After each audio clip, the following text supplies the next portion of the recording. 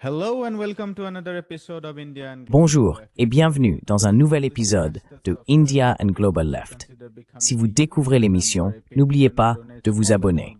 Pensez aussi à devenir membre YouTube, à nous soutenir sur Patreon ou à faire un petit don via le lien dans la description. Mais au minimum, regardez cette émission, aimez, partagez et commentez. Sans plus attendre, permettez-moi d'accueillir notre invité de ce soir, le professeur Nicolae Petro. Le professeur Petro est professeur de sciences politiques à l'Université du Rhode Island aux États-Unis. Il a également été assistant spécial pour la politique sur l'Union soviétique au département d'État américain sous le président George H.W. Bush. Professeur Petro, bienvenue à nouveau sur India and Global Left. Ravi de vous retrouver. J'aimerais discuter de l'importance du récent sommet d'Alaska entre les États-Unis et la Russie. Pourriez-vous commencer par nous donner votre interprétation de la signification de ce sommet qui vient de s'achever?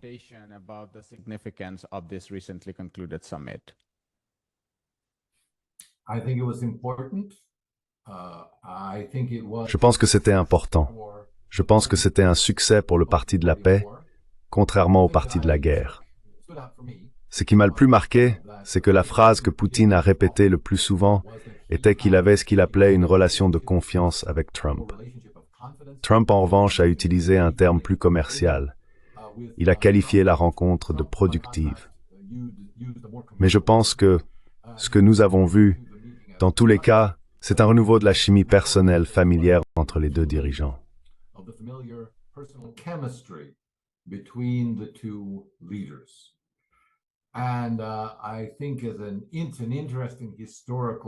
Et je pense, comme une note de bas de page historique intéressante, sur la façon dont le destin peut nous mener à des résultats différents de ceux que nous attendions, que le scandale du Russiagate lui-même, qui avait pour but de diviser ces deux dirigeants et d'opposer les pays l'un à l'autre, conçu à la fin de l'administration Obama, a finalement servi de lien commun les unissant.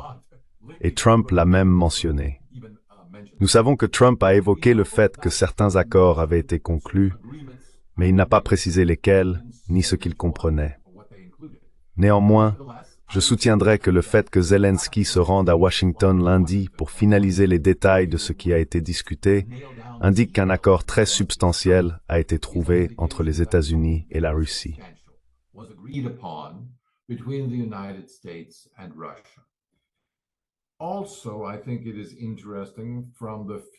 De plus, je trouve intéressant, d'après les rares déclarations publiques que j'ai vues de la part des dirigeants européens, qu'ils ne sabotent pas ouvertement le processus de négociation.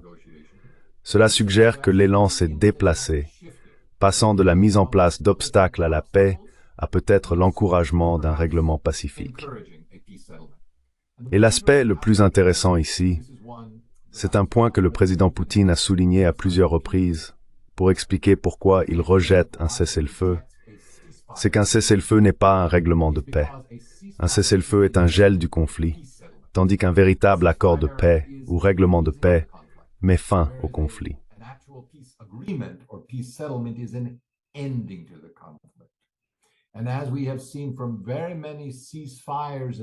Et comme nous l'avons constaté lors de nombreux cessez-le-feu par le passé, il se prolonge soit indéfiniment, sans jamais aboutir à un accord de paix, soit s'effondre rapidement, entraînant la reprise des combats.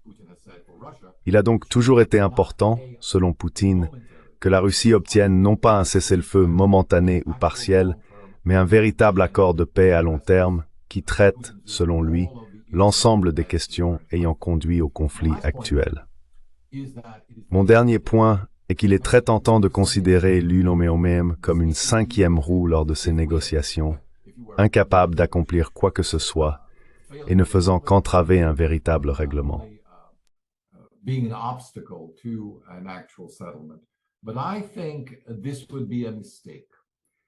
Mais je pense que ce serait une erreur. Je crois qu'il est important que les élites européennes reconnaissent que les intérêts sécuritaires de l'Ukraine et de la Russie sont non seulement liés entre eux, mais aussi à l'ensemble de l'Europe. Et que si ces intérêts, qui sont tous interdépendants, peuvent être réunis dans un cadre de sécurité pan-européen, alors les différends territoriaux finiront par se résoudre d'eux-mêmes. comme cela a été le cas dans l'Europe d'après-guerre. Et j'ai même une nouvelle expression favorite pour résumer cela, si je peux la lancer sur votre chaîne. Une autre façon de voir les choses, c'est que la Russie doit redevenir une partie de l'Europe afin que l'Ukraine puisse elle aussi en faire partie.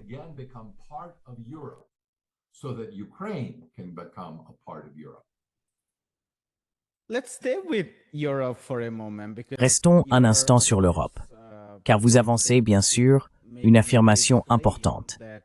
Les dirigeants européens semblent avoir changé de position, passant d'un obstacle à un accord de paix à une attitude plus ouverte à la négociation.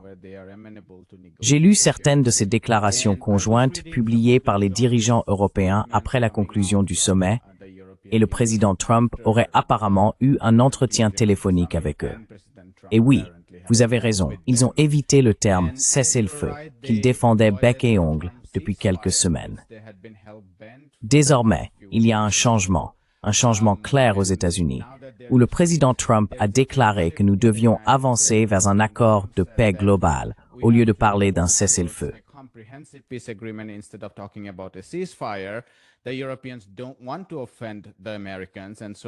Les Européens ne veulent pas offenser les Américains.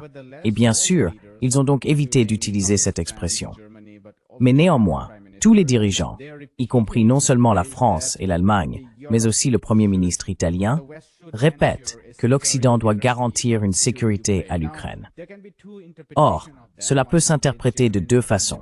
L'une serait une interprétation authentique et substantielle qui inclurait la Russie et constituerait un véritable accord pour garantir la sécurité. Mais l'interprétation de longue date de cette expression est une garantie de sécurité pour l'Ukraine dans le cadre de l'OTAN. Or, cette guerre, si elle montre quelque chose, c'est bien que l'Ukraine ne peut pas bénéficier d'une garantie de sécurité dans le cadre de l'OTAN. Alors, que signifie le fait que les dirigeants européens insistent encore sur la nécessité d'une garantie de sécurité pour l'Ukraine? Quelle est votre interprétation de cela?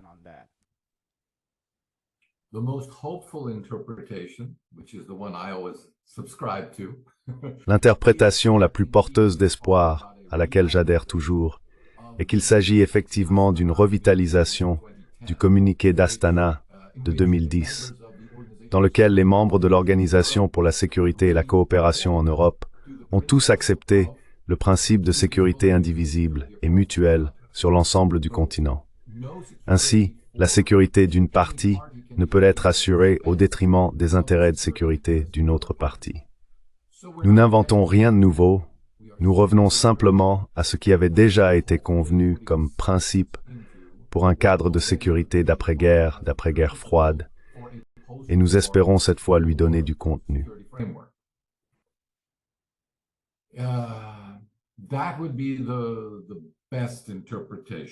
Ce serait la meilleure interprétation.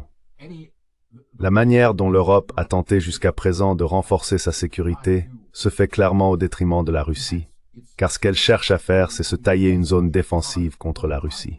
Il n'y a donc pas de dialogue, sauf entre notre camp et le camp russe. Et tout l'effort mené jusqu'à présent en Ukraine a consisté à attirer ou parfois à contraindre l'Ukraine à rejoindre le camp occidental sous la fausse idée que cela renforcerait la sécurité européenne. Ainsi, dans ce cadre sécuritaire erroné que l'Europe et l'OTAN poursuivent depuis quelques années, la sécurité de l'Europe se fait au détriment de celle de la Russie, et d'ailleurs au détriment de la sécurité de la Chine et de celle de tous. Il n'y a qu'une seule voie.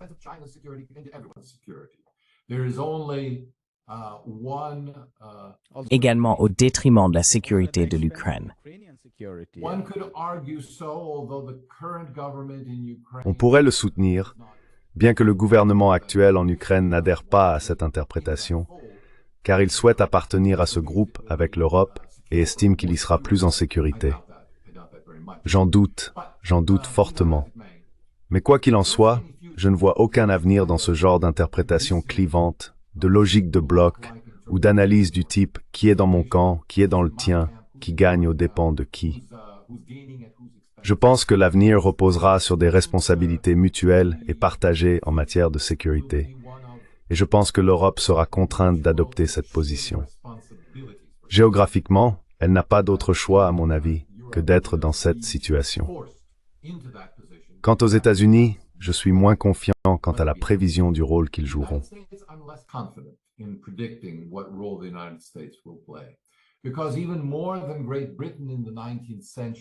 Parce que, encore plus que la Grande-Bretagne au XVIIIe et XIXe siècle, lorsqu'elle tentait d'être un arbitre ou un faiseur de roi entre les puissances continentales en Europe, du fait de son insularité, les États-Unis sont encore plus une île. Ils sont encore plus repliés sur eux-mêmes, surtout dans leur mentalité, leur façon de se percevoir. Je pense donc qu'il existe dans la pensée politique américaine un désir d'isolement par rapport au reste du monde. D'être, comme le disaient les pères pèlerins, Jonathan Edwards, d'être une cité sur la colline, un phare pour le reste du monde, mais sans intervenir réellement. Montrer la voie, mais si d'autres veulent nous imiter, ils sont libres de le faire. Une sorte de négligence bienveillante ou d'isolationnisme. Mais je ne suis pas certain que cela soit une perspective viable pour le XXIe siècle.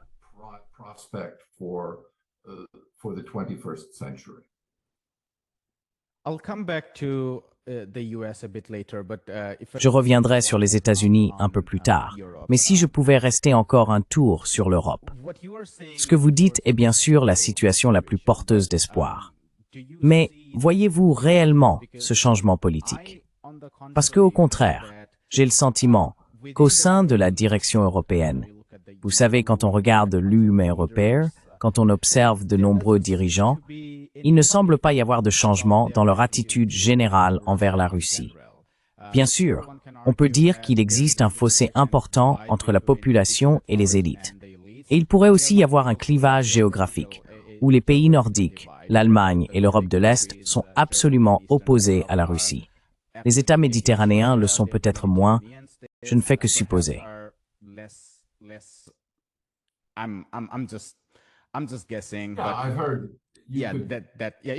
J'ai entendu. Oui, on pourrait avancer cet argument. Et la Grande-Bretagne, bien sûr, est très russophobe. Elle l'est depuis très longtemps. Mais néanmoins, les principales institutions ne semblent pas prendre en compte l'idée que notre avenir collectif se trouve dans un cadre eurasien commun, où la coopération est plus importante que le conflit. Oui, il y a des intérêts divergents. Peut-être que certains secteurs de la finance allemande aimeraient voir plus de coopération parce qu'ils ont des intérêts russes plus directs. Ou même des industries qui pourraient obtenir des matières premières, notamment des sources d'énergie. Mais dans l'ensemble, quand on regarde la direction, je ne vois pas de changement. Qu'est-ce qui te rend optimiste?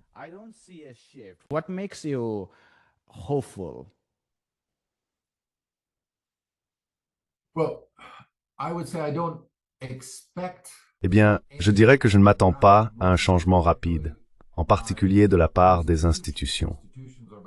Les institutions, par définition, sont ancrées dans leurs habitudes, et les institutions sont idiotes. Elles ne pensent pas. Elles ne raisonnent pas en tant qu'entité. Elles ont des attitudes instinctives qui se perpétuent dans l'esprit de la bureaucratie au fil du temps.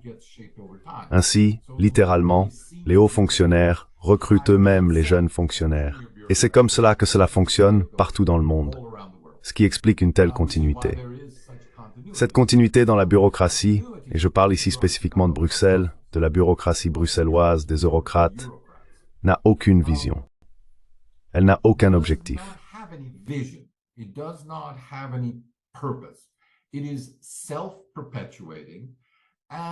C'est un phénomène auto-entretenu, et il attend des dirigeants politiques qu'ils indiquent les grandes orientations, mais ces dirigeants peuvent ou non rester au pouvoir assez longtemps pour réellement influencer le fonctionnement quotidien et l'évolution de la bureaucratie. C'est pourquoi, lorsque des sanctions sont imposées et font l'objet de négociations au fil du temps, il est très difficile de les annuler. Elles sont auto-réalisatrices, elles s'auto-entretiennent, comme toute réglementation gouvernementale. On peut encore trouver des réglementations gouvernementales en vigueur datant d'il y a 100 ou 200 ans. Elles sont toujours en vigueur dans chaque pays. Il n'y a donc pas d'espoir à chercher de ce côté-là, mais elles peuvent devenir un peu moins un obstacle s'il y a un leadership politique décisif. if there is decisive political leadership. The political leadership currently, I think in Europe, Le leadership politique actuellement, je pense, en Europe, et je parle spécifiquement des pays que je connais le mieux, donc l'Allemagne et l'Italie, et en accord avec eux, généralement la Grande-Bretagne et la France, à des degrés divers, ce sont des élites politiques qui, à mon avis, n'ont aucune vision claire de l'avenir. Si on leur en proposait une qu'ils pourraient adopter, ils le feraient. Et s'il y avait un leadership clair de la part d'un acteur extérieur qui leur montrait la voie à suivre pour y parvenir, alors je pense que le leadership politique en Europe, le leadership politique de haut niveau en Europe occidentale et même en Europe de l'Est, remettrait volontiers cette responsabilité à cet acteur extérieur.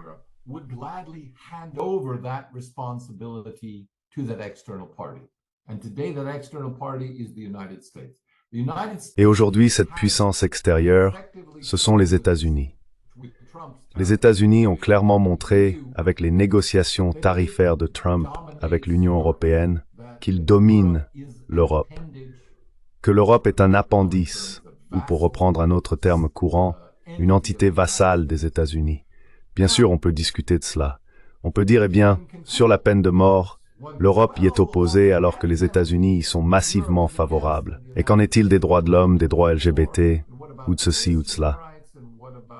LGBT, or what about this, or what about that? Yes.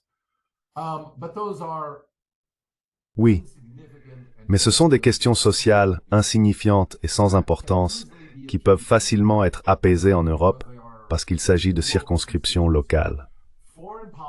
La politique étrangère, partout où je le sais, est une affaire d'élite. Ce sont les élites qui prennent les décisions en matière de politique étrangère parce qu'elles sont connectées au circuit financier, au circuit militaire et qu'elles ont les relations politiques. Et cette combinaison représente un groupe relativement restreint de personnes qui interagissent entre elles et se connaissent très bien. Et j'ai le sentiment que l'Europe cherche désespérément une issue au bourbier ukrainien dans lequel elle a été entraînée par les États-Unis, par une administration précédente. By a previous administration. And I would like to remind readers, at least in my interpretation, Et je voudrais rappeler aux lecteurs, du moins selon mon interprétation, que l'Europe a d'abord été très réticente au départ, tant lorsque Obama hésitait à investir dans le soutien militaire à l'Ukraine, que pendant la première partie de sa présidence, lorsque Biden s'est également montré réticent et a accordé l'aide au compte-gouttes. Tout ce que l'Europe a fait, c'est copier ses attitudes et ses comportements. Lorsque les États-Unis ont accru leur soutien militaire et financier, l'Europe a fait de même. Et quand ce soutien a été réduit, l'Europe a suivi. Donc à mon avis, il n'y a pas de réflexion indépendante du côté européen. Il est donc essentiel à ce stade de voir, et c'est un grand si Trump fera preuve de cohérence. Ce n'est pas son point fort. Il est connu s'il l'est pour quelque chose, pour son incohérence. Je pense que nous sous-estimons peut-être tous un peu Trump en tant qu'analyste, car il est facile de pointer du doigt ses incohérences. because it is easy to point to his inconsistencies. But perhaps it is useful to draw a distinction. Mais il est peut-être utile de faire une distinction entre les incohérences dont il parle et qu'il rend publiques dans le cadre des négociations et les conclusions de ces négociations où il y a beaucoup de fanfaronnades. Si vous ne faites pas cela, malheur à vous, et vous verrez que je ne suis pas quelqu'un qu'on peut bousculer, etc., etc. Et puis il semble y avoir une cohérence plus profonde, sur laquelle il se replie en ce qui concerne les grandes puissances, qu'il ne comprend pas toujours comme telles, comme dans le cas de l'Inde. Pourtant, je pense qu'il ne s'en rend pas compte, mais il pourrait finir par le comprendre. Ainsi, je le vois comme beaucoup plus prudent et beaucoup plus cohérent, du moins jusqu'à présent, dans sa stratégie par opposition à ses tactiques, dans sa stratégie vis-à-vis de la Chine et de la Russie. Et cela, dans l'ensemble, me semble une bonne chose. That overall, I think, is a good thing. Yeah, I guess that's a persuasive point. Oui, je pense que c'est un argument convaincant. Qu'en ce qui concerne la politique étrangère européenne vis-à-vis de la Russie, elle est largement déterminée par l'attitude des États-Unis. Et il y a un manque d'indépendance de la politique étrangère en Europe lorsqu'il s'agit de la Russie. Je pense que c'est un point juste. D'accord, passons à... Puis-je ajouter quelque chose à cela? Oui, bien sûr. Can I add one thing to that Of course. before we move on? Avant de poursuivre, un indicateur indirect intéressant de cela est le ton des médias grand public, qui fluctue en fonction du type d'informations qui leur sont communiquées et de l'interprétation, le spin comme on l'appelle, que les responsables gouvernementaux leur donnent. On constate dans le cas des États-Unis que ce spin change très rapidement au gré des caprices et des humeurs de Trump. Mais j'ai aussi été frappé par l'apparition, très récemment, de manière très synchronisée et à très peu d'intervalles, à la fois dans les médias français et anglais, deux des plus russophobes, et même dans les médias allemands, d'articles critiques sur l'Ukraine qui n'auraient jamais été publiés auparavant, sur la corruption, sur les désertions dans l'armée, sur les échecs du commandement et du leadership, sur la question de savoir qui pourrait remplacer Zelensky.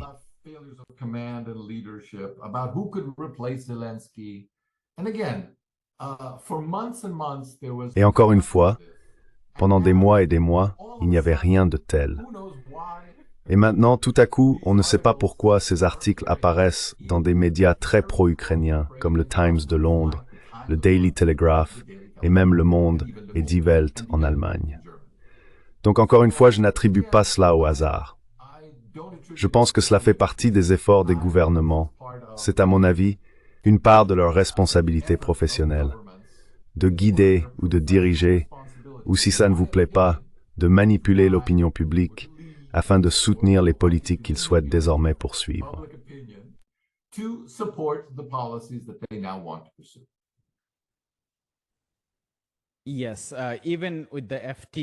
Oui, même avec le FT, qui a été très russophobe, il publie sans cesse des articles sur l'effondrement de l'économie russe. Il parle de « Oh, les taux d'intérêt réels sont bien plus élevés.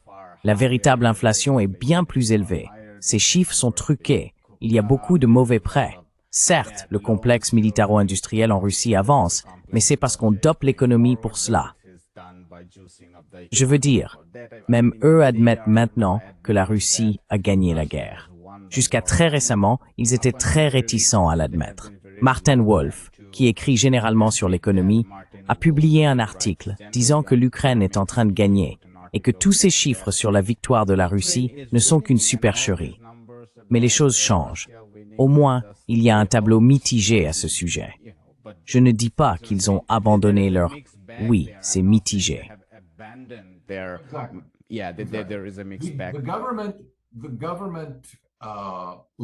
Les médias dirigés par le gouvernement ne peuvent pas être trop évidents à ce sujet.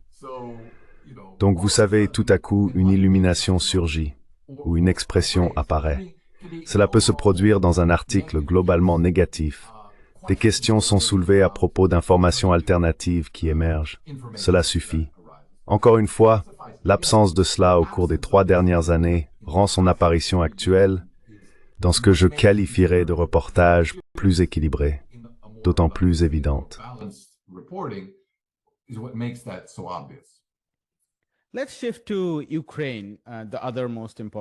Passons à l'Ukraine, l'autre acteur le plus important dans cette affaire. Bien sûr, le président Zelensky doit rencontrer le président Trump lundi. Trump a fait un commentaire très intéressant, je crois que c'était lors de son interview avec Fox News, où il a dit qu'il y a une chose qui est très difficile et qu'aucun progrès n'a encore été réalisé. Je me demande s'il s'agit de la question des territoires. Car le professeur John Mearsheimer avance que la Russie est très ferme dans ses exigences concernant les 4 oblasts et aussi la Crimée. Il ne compte pas les évacuer.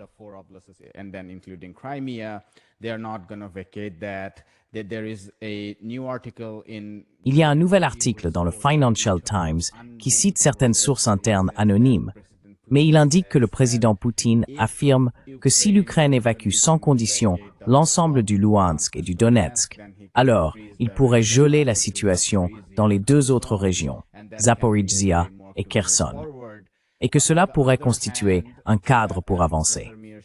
Mais d'un autre côté, Comme le dit le professeur Mearsheimer, cela serait absolument inacceptable pour n'importe quel dirigeant à Kiev. Donc ce qui me semble être un argument raisonnable, c'est que sur la question territoriale, une solution est presque impensable, inimaginable. Mais vous avez peut-être un avis différent. Qu'en pensez-vous?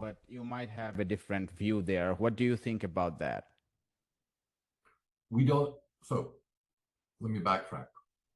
Nous ne le savons pas. Permettez-moi donc de revenir en arrière, nous ne savons pas quel est le problème. Deux questions, à mon avis tout aussi importantes, me viennent à l'esprit du point de vue de la Russie. La première est la reconnaissance de l'annexion territoriale opérée par la Russie. La seconde, cependant, qui est distincte, concerne la création d'un cadre de sécurité dans lequel les intérêts de la Russie sont pris au sérieux. Ce sont des exigences interdépendantes, car résoudre l'une aide à résoudre l'autre. Mais ce ne sont pas les mêmes demandes.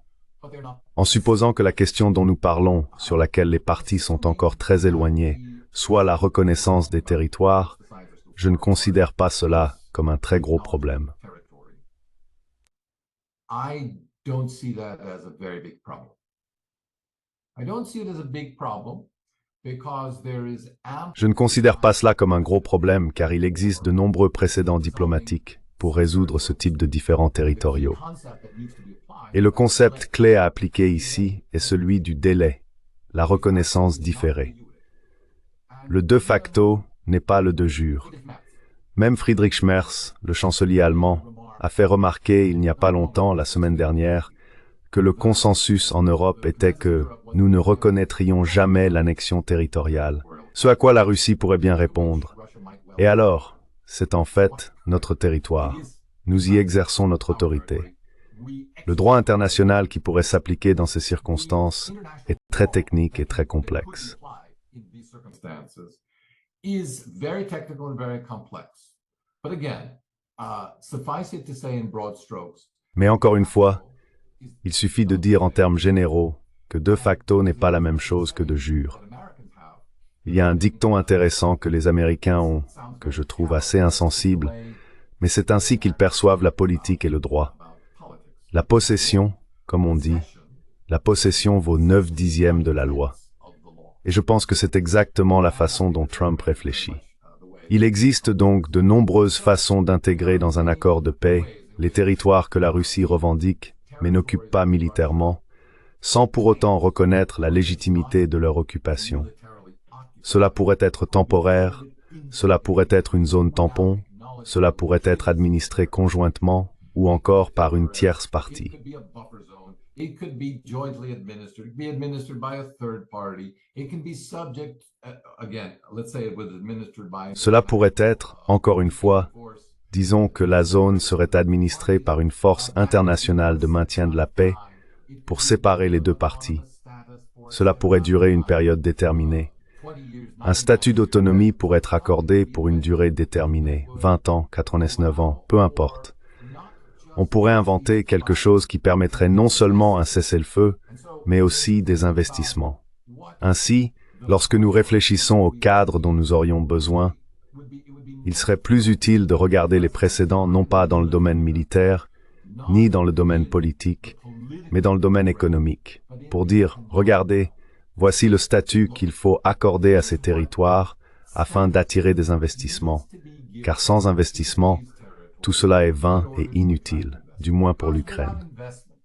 All of this is futile and pointless, at least for Ukraine.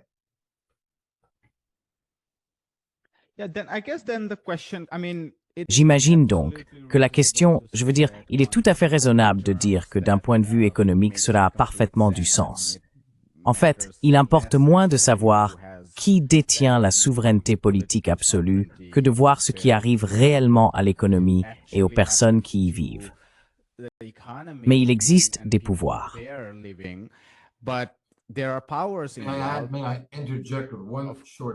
Puis-je intervenir avec un point bref qui m'est revenu en mémoire?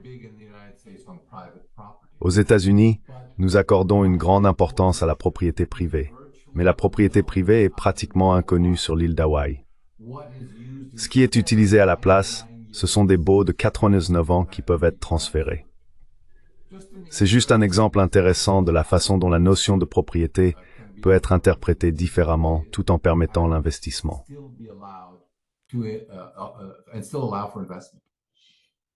Yes, I agree. But then the question comes also is Oui, about je suis d'accord.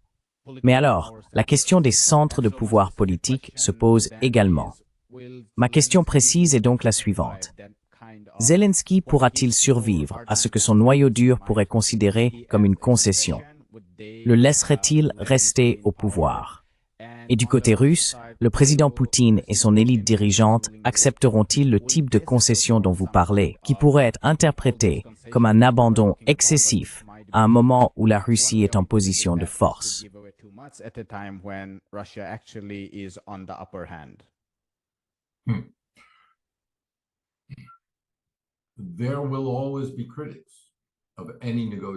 Il y aura toujours des critiques à l'égard de toute négociation.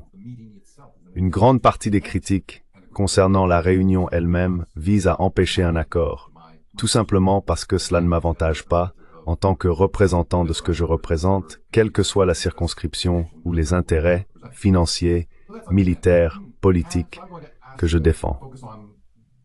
Donc c'est compréhensible. Je vais me concentrer plus directement sur ce que vous avez demandé, que je vais simplifier ainsi. Zelensky peut-il survivre et Poutine peut-il survivre?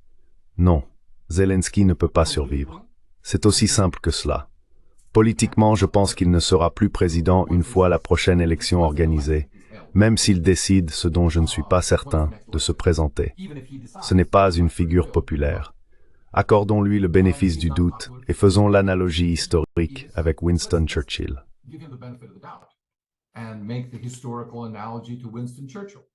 Winston Churchill was out. Anthony Eden was in. Winston Churchill était parti. Anthony Eden est arrivé dès la fin de la guerre parce que les gens en avaient assez du visage de la guerre. Et Zelensky est le visage de la guerre. Qu'il ait réussi ou non importe presque moins que le fait qu'il soit associé à toute cette souffrance. Même en tant que victime souffrante de l'agression, il porte néanmoins cette image autour de lui.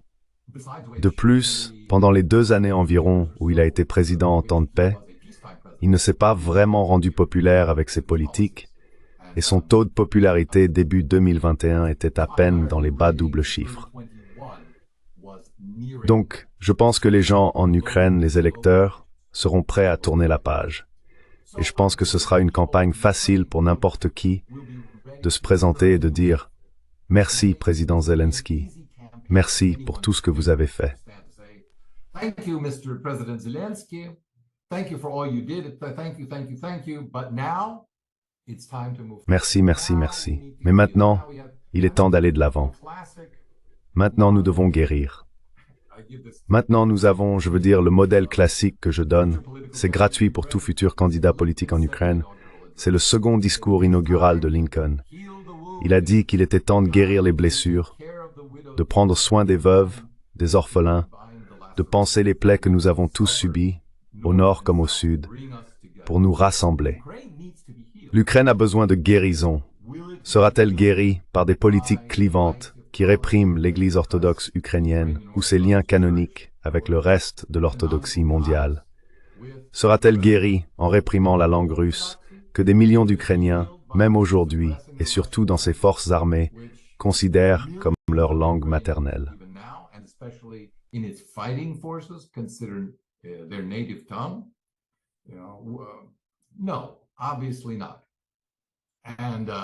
Non, évidemment pas. Donc une voie à suivre, cependant, vers une nouvelle Ukraine, une Ukraine unie, ne pourra être proposée que par le successeur de Zelensky.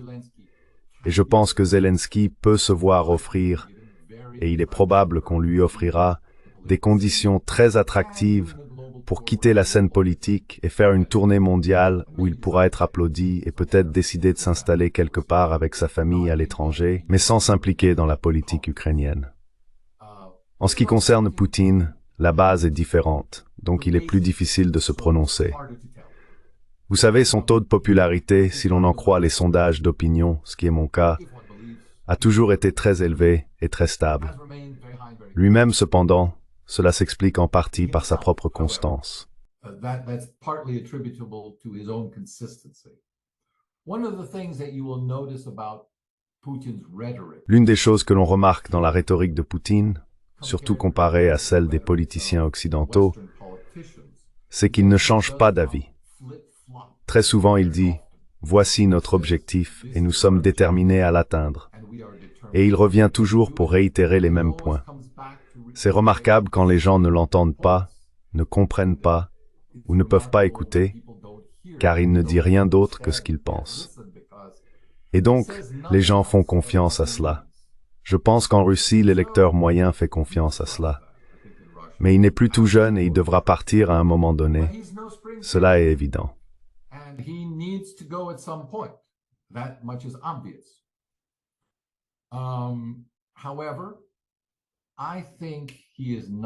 Cependant, je pense qu'il est peu probable qu'il parte, ou bien il est probable qu'il reste une figure très influente, conservant le contrôle de la politique russe, jusqu'à ce que cette tragédie, comme il l'a qualifiée, ce combat fratricide entre Russes et Ukrainiens, qu'il a de nouveau qualifié de tragédie pour les deux peuples lors de sa conférence de presse, soit résolu, ou jusqu'à ce qu'une voie soit tracée pour reléguer cela au passé dans les relations entre les deux pays.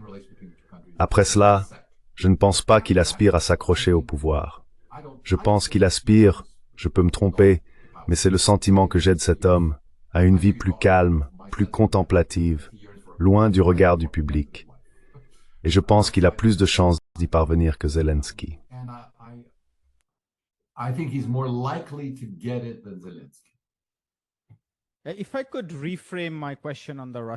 Si je pouvais reformuler ma question du côté russe, car j'imagine que j'ai réussi à exprimer plus clairement ma question du côté ukrainien. Mais ma question du côté russe ne portait pas nécessairement sur la durée du maintien de Poutine au pouvoir ou sur sa survie, même si c'est une réponse utile. Ma question, telle que je la concevais, était la suivante.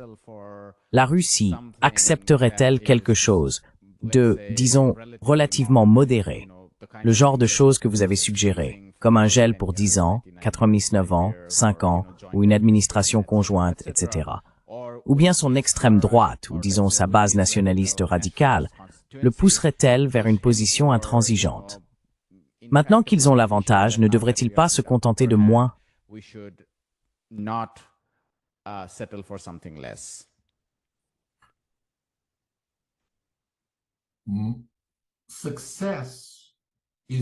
Le succès est défini par chaque gouvernement à sa manière. Et dans chaque négociation, chaque partie qui accepte de négocier met en avant ses succès, ce qu'elle a obtenu de cela. Le jugement porté sur les termes et sur leur modération ou leur excès dépend toujours du regard extérieur. Ainsi, je peux prédire avec une certaine confiance que tout accord négocié ressemblant à un règlement de paix sera dénoncé comme une trahison par de larges pans de l'Occident. Intellectuels, commentateurs, politiciens, cherchant à se faire un nom, etc. C'est simplement ce qu'ils ont fait, ce qu'ils font et ce qu'ils feront, même une fois le conflit essentiellement terminé.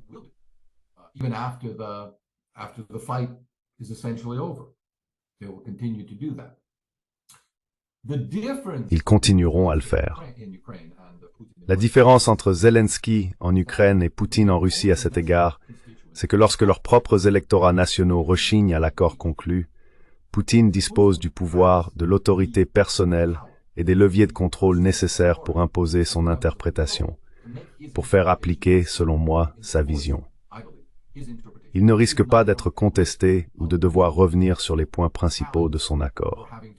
Ce n'est pas nécessairement le cas pour Zelensky, dont la position intérieure, en termes de contrôle, semble beaucoup plus faible.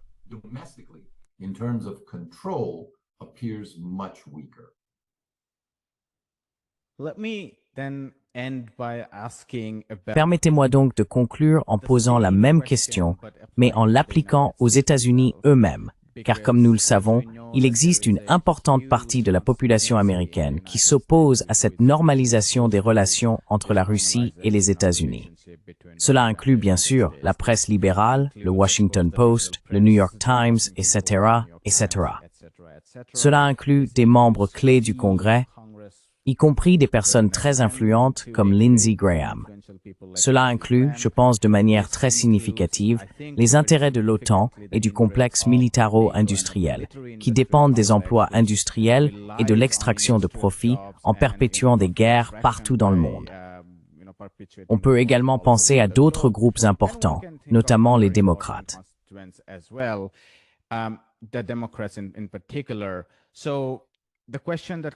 Donc la question qui me vient à l'esprit, c'est que 3 ans, c'est pas très long.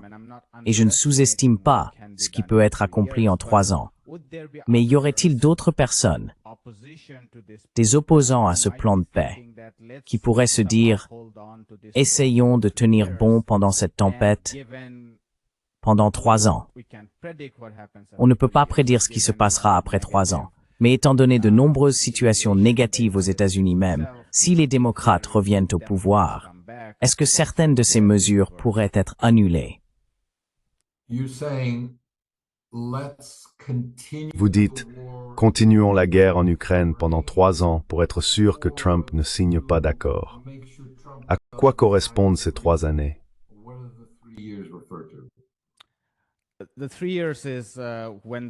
Les 3 années font référence au moment où les élections auraient lieu aux États-Unis. Donc ce que je pense, c'est que si vous êtes démocrate, si vous faites partie de ceux qui n'aiment pas ce processus de paix, vous pourriez vous dire, essayons de tenir bon, en faisant bien sûr quelques concessions, étant donné que Trump et son équipe aimeraient faire avancer ce plan de paix. Mais au final, ne faisons pas de paix permanente, car nos intérêts sont de perpétuer cette hostilité quasi guerrière avec la Russie. Quelle est la force de ces groupes d'intérêts aux États-Unis?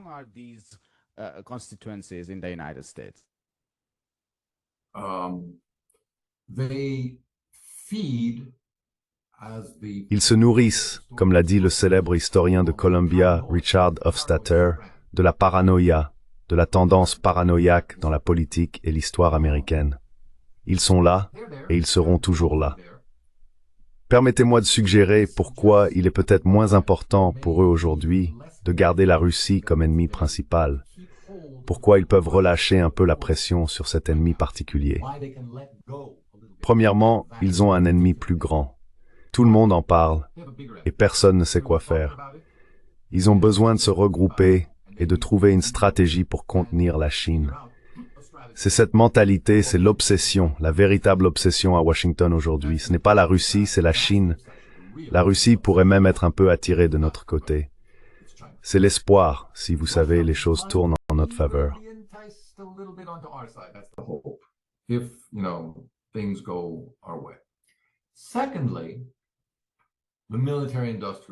Deuxièmement, le complexe militaro-industriel, comme l'a appelé le président Eisenhower, est très puissant, très influent, très riche. Et voici le point important. Le complexe militaro-industriel n'a pas besoin de guerre. Il a besoin de contrats gouvernementaux, pas nécessairement liés à des guerres. Et en ce moment, d'après ce que je comprends, ils ont obtenu ce qu'ils voulaient vraiment. Ils ont obtenu des achats garantis sur 10 ans, jusqu'en 2030 au moins, voire plus longtemps, de la part de l'Europe, de l'OTAN. Ainsi, l'OTAN va devenir la vache à lait du complexe militaro-industriel aux États-Unis. Et c'est un marché suffisamment vaste pour qu'il puisse s'étendre. Il pourrait s'étendre à des alliés proches et peut-être même au tiers-monde, à d'autres régions, au sud global, à l'Amérique latine. Beaucoup d'opportunités s'y trouvent.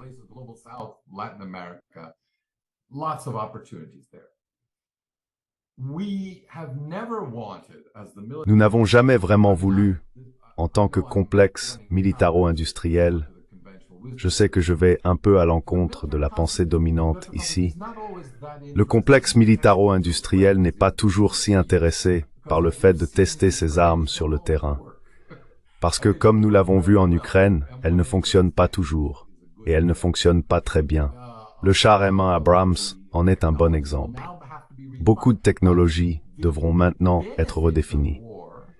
Mais l'avantage de la guerre, c'est qu'on peut regarder ce qui a été détruit sur le champ de bataille et dire « Eh bien, il nous faut clairement maintenant tout un nouveau projet pour explorer l'intelligence artificielle avec des drones, des robots et ce genre de choses. » Et cela coûtera des milliards, et tout le monde sera content. and everybody's happy. La guerre elle-même peut mal tourner, et en réalité, elle n'est pas si populaire parce que des gens meurent. Not actually that popular. C'est pas bon pour les affaires, vous savez.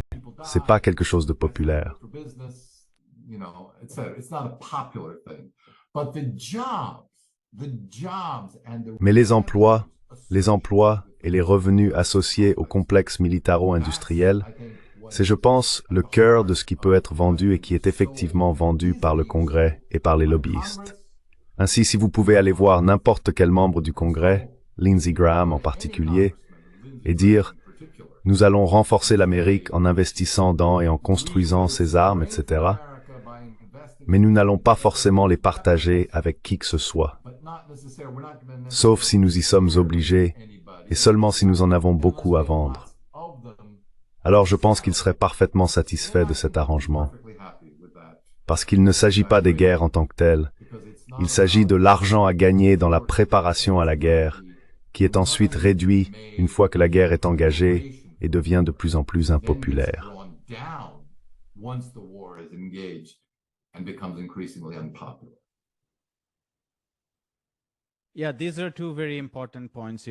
Oui, ce sont deux points très importants que tu as ajoutés. Le premier, c'est que la Chine est l'obsession principale. Et le second, tout aussi important, c'est que le complexe militaro-industriel n'a pas forcément besoin d'une guerre réelle en permanence, mais il a besoin des contrats. Et ces contrats peuvent être obtenus en convainquant l'autre camp de dépenser davantage. Et Trump et son équipe sont tout à fait d'accord avec cela. Je veux dire, ils ont effectivement forcé la main aux Européens. Un budget de 1 000 milliards de dollars. Nous dépensons plus que le reste du monde réuni. Eh bien, son propre budget, mais aussi pour augmenter le budget de l'Union européenne, qui pendant très longtemps a profité de plus d'argent pour nous. Oui, absolument. Très bien, nous allons nous arrêter là, professeur Petro. Cette conversation a été très utile et j'ai été ravi de pouvoir vous poser des questions relativement plus difficiles. Merci. Thank you. I enjoy Préférez l'échange plutôt que de simplement m'écouter parler. just listening to myself. Merci beaucoup. Passez une excellente fin de journée. Au revoir. Merci. Bonjour, je m'appelle Ayushman. Avec Jyotishman, nous avons lancé cette plateforme. Depuis 2 ans, nous essayons de créer du contenu pour les forces de gauche et progressistes. Jusqu'à présent, nous avons interviewé des économistes, des historiens, des commentateurs politiques et des militants. Si vous avez apprécié notre contenu et souhaitez que nous construisions une archive pour la gauche, j'ai 2 demandes à vous faire. Veuillez envisager de faire un don à cette cause. Le lien se trouve dans la description ci-dessous. Et si vous ne pouvez pas le faire, ne vous en faites pas. Vous pouvez toujours aimer et partager nos vidéos avec vos camarades. Enfin, n'oubliez pas d'appuyer sur le bouton d'abonnement.